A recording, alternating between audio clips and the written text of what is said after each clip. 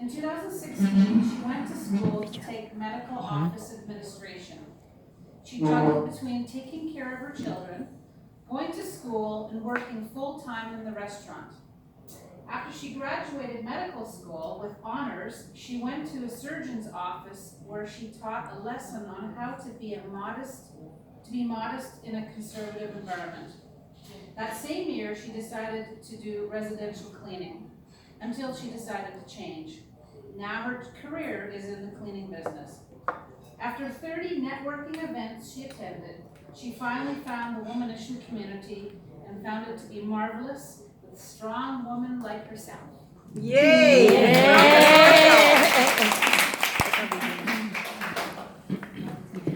Naka-on naman, naka-on. Thank you so much for the very full introduction, Dorothy. So, good afternoon, everyone. My name is Lori. Whether you are entrepreneur, an employee, or a leader of a team, or looking to find clarity on your next move, your why is the one constant that will guide you toward fulfillment in your work or life. I noticed that by sharing my why I choose cleaning business as my business, I connect with people on a deeper level, and people started to contact me not because of what I do, but why I do things I do. If your why doesn't make you cry and emotional, it's not your why. I'm gonna start to cry. Don't cry. Okay. So in 2011, imagine saying goodbye to your spouse and children who are breastfed with you as you get on a plane and travel over 11,000 kilometers to snow and cold all alone. As in alone. Nobody's there but myself. Knowing you won't see your family for a long time, imagine how it would feel to land in a foreign country, unable to speak the language, and the most valuable possession you brought with you is your burning desire to create a better life for you and your family. I was born and raised in the Philippines, arrived here in Canada as a foreign worker. I left my family behind the gamble that I could carve out a better life and bring my family here. I didn't even speak a word of English. I remember when I first, on my first restaurant, they chose me as an order taker. And they said, oh my God, I don't know how to speak English.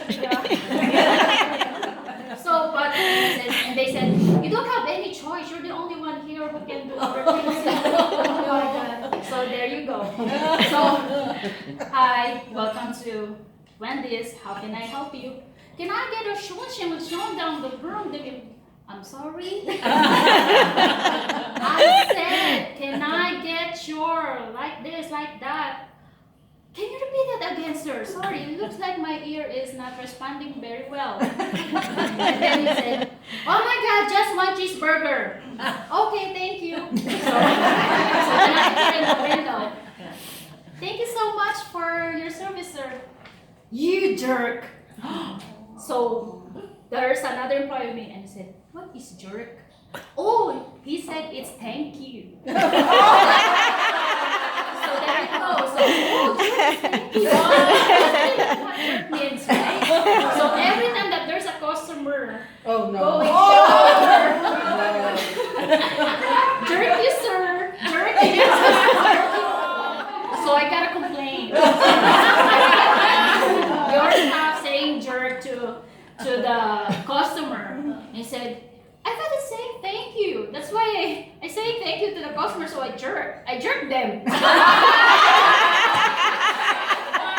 found it out. He said, jerk is not a good word, it's a bad word.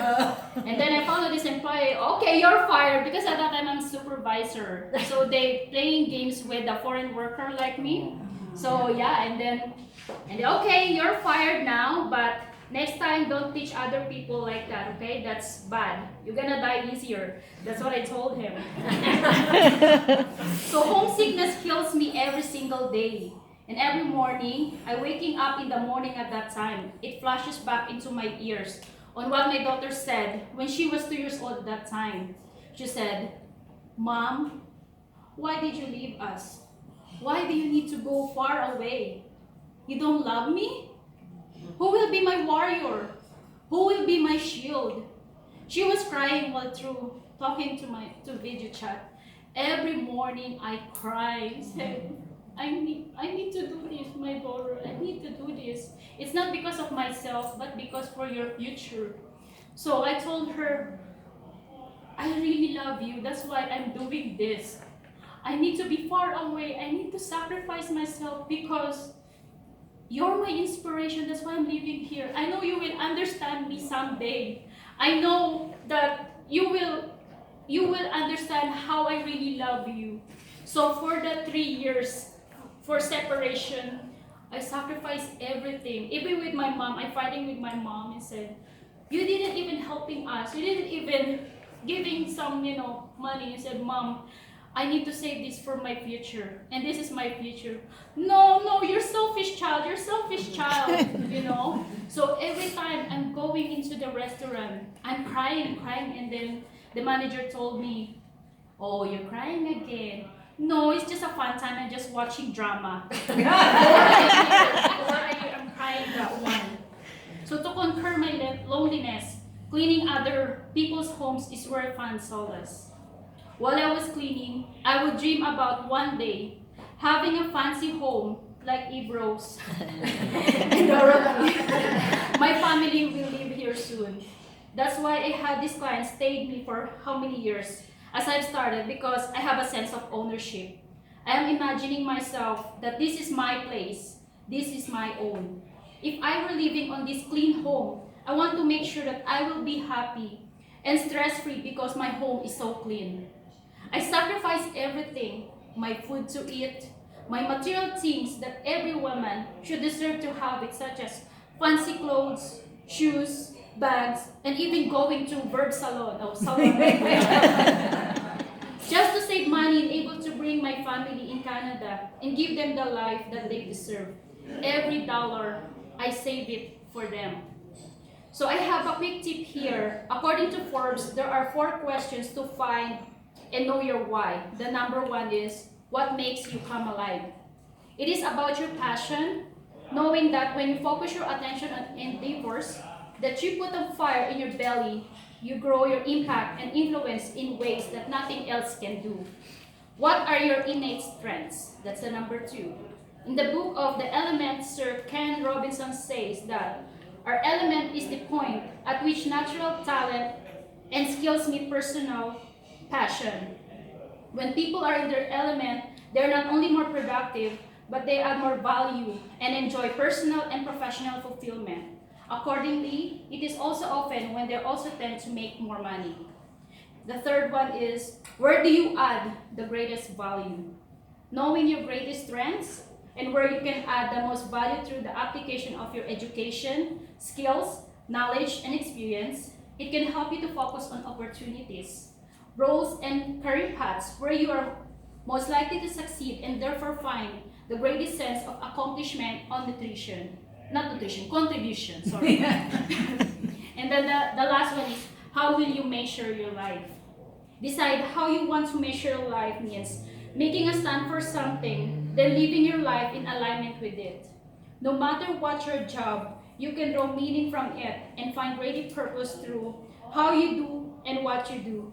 Focus is the key for this. So usually, if I am always down, because everybody, especially the business-minded people, sometimes they always get down. So I made this one. So every time you woke up in the morning, you can see this one in the fridge, and it says here, I am a winner. I am strong. I am the queen of the jungle. So every time you feel down and demotivated, that it feels like it's end of the world, just read this one. And don't open the fridge or else your nutrition's gonna get damaged, right? Just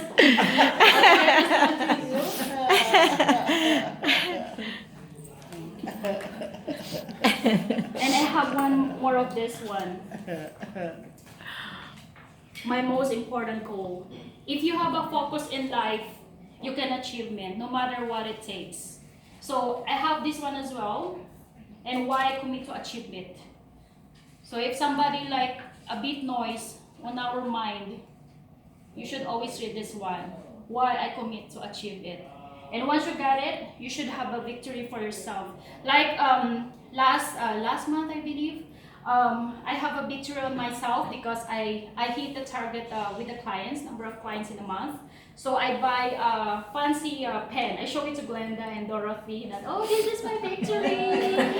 Yeah, so yeah, you need to celebrate on yourself as well because you know it can help you to energize. And one more thing is network with the same-minded people, right? Because if you're feeling down, or you never know, she knows what my tears are. So it will help you energize again and get motivated. So you can share this one. And of course I have Canagen.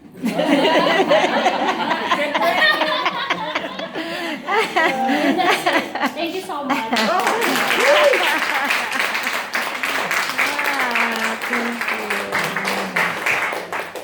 Laura Phil, you are such an inspiration. You know, another lady too that moved from Africa when she was 15 years old and came here by herself. She could speak English though. Laura Phil, when did you learn English? 7 years ago? 7 years. 7 years ago. And didn't know anything like that. I don't know what I would do if I moved from another country. Yes, Tina? I just wanted to say that I moved from the UK, but I did not have that kind of disadvantage. It was still tough. It is to get tough. going here, just myself, my husband, and knew nobody, so. Yeah. I need to say, she is an incredible cleaner. Like, my house has never been so clean. Well, it's not anymore, but yeah. She does an amazing job. Love her. Yeah. And I hired her. She cleans my house once a month. You clean it. Yeah. And Christine Zaharkos hired her. Everybody's very happy. So we have to support the women who support us, right? Okay, so we're going to do Thank a 5-minute. you Who wants to very win the 5-minute much. pitch besides Glenda?